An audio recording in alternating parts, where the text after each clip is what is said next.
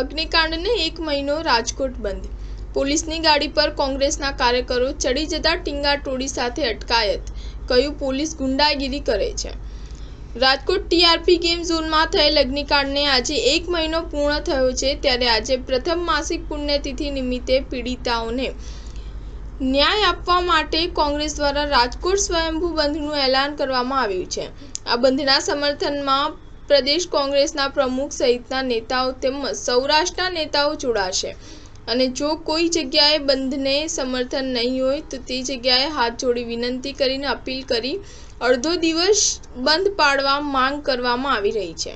આ બંધના એલાનને મોટાભાગના વેપારીઓએ સમર્થન આપી દીધું છે, જ્યારે એનએસયુઆઈ અને યુથ કોંગ્રેસ દ્વારા સ્કૂલો બંધ કરાવવામાં આવી રહી છે। રાજકોટની શાન ગણાતી સોની બજારમાં પણ બંધના સમર્થનમાં જોડાઈ છે। સોની બજારની તમામ દુકાનો અને શોરૂમ આજે બંધ જોવા મળી રહ્યા છે। સૌરાષ્ટ્ર કોંગ્રેસ પ્રવક્તા રોહિતસિંહ રાજપૂતની પોલીસે અટકાયત કરી છે। આથી પોલીસ અને રોહિતસિંહ વચ્ચે ઉગ્ર બોલાચાલી થઈ હતી। જે શાળાઓ કે કોલેજો ચાલુ છે તેને એનએસયુઆઈ અને યુથ કોંગ્રેસની અલગ અલગ ટીમો બંધ કરાવવા પહોંચી છે। હાથ જોડી અડધો દિવસ બંધ પાડવા અપીલ કરવામાં આવી રહી છે।